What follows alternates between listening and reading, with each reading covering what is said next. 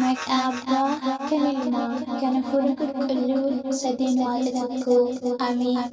Nageenyi araarri Waaqayyoo bakka jirtanitti isiniif haa baay'atu. Maatii Waaqayyoo maatii tawaahidoo isiniin jechaa walaloo qulqulleettii Arseemaa akka arjumaa fi fedha Waaqayyoo dubbii saduma Sillaaseetti amanuudhaan isiniifin jedha.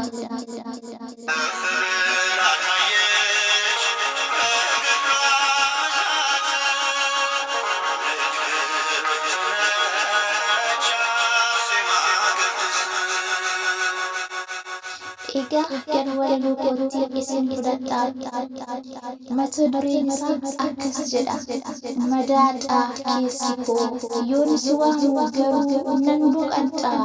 Kan akka kee eessa hin jiru haadha koo Arseema qulqulleettii. Egaa gara walaloo kootti gaafa isin fudhadhu mata dureen isaas akkas jedha. Namni qorumsa isatti dhufu obsaan danda'ee haa gammadu. Yaaqoob lakkoofsa tokko lakkoofsa 12 irratti argama.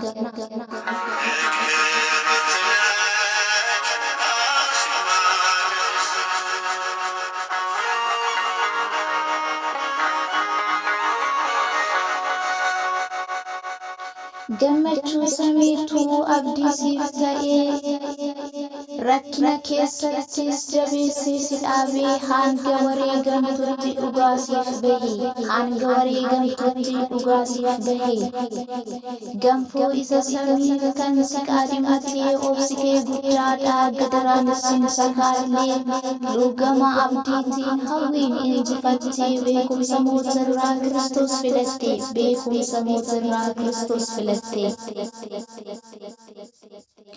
Sidaan geessuun dandeenye gufuun baay'atuun tuffattee dhiistee bareedina kee hundaayyuu tuffattee dhiistee bareedina kee hundaayyuu dheebuu kaleechatu har'a dhugaa siif bahee firii amantaa keetuu dhalootaaf ragaa ta'a firii amantaa keetuu dhalootaaf ragaa ta'a.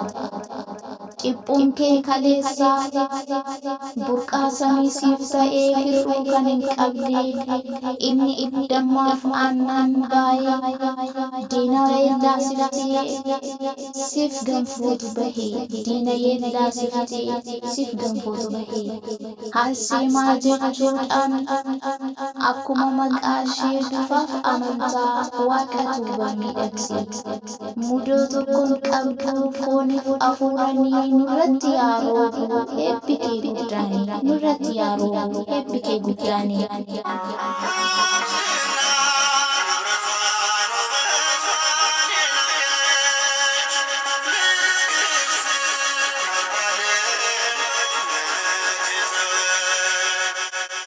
Waaqayyo gooftaan keenya maqaan isaa kan ulfaatee fi kan galatoomni dhufaa ta'u na kakaasee kan na jalqabsiise kan na xumursiise maqaan Waaqayyo keenya yaa ulfaatu maatii Waaqayyo walalichi keenyas asuma irratti dhaabbata ani obboleettii keessan nama cubbamtuu isinii gadiitti arjummaan Arseemaa kadhamnaan ishee nu wajjiniin haa ta'u.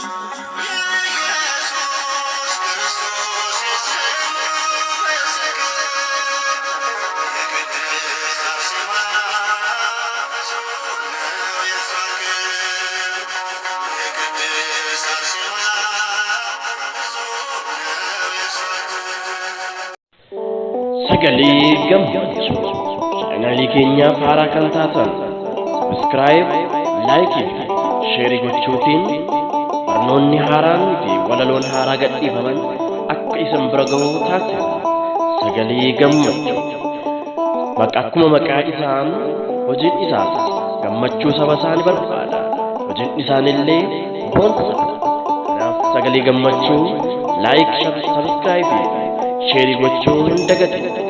Kanaafi sagalee gammachuu saba isaa kan fedhu namillee gammachuu saba isaaf kan hojjetu sagalee gammachuu namoonni walaloo fi barnoota qabdan karaa chaanaalii kanaa gadhiifachuu warroonni barbaadan sagalee gammachuu bira akka isinii ga'u kan feetan karaa toora FB keenyaa Abbush Bayyan sisaay kan jedhu ragaltanii akka isin ergitan isin gaafadha. Kanaaf sagalee gammachuu subscribe like share gochuu hin dagatina. Galanni Waaqayyoof haa ta'u, dubree Maariyaamiifis haa ta'u, qulqullootaafis haa ta'u, haadha isaafis haa ta'u, akka nu banne toloota isaa qulqulloota isaa hundumaaf galanni haa ta'u. Ameen.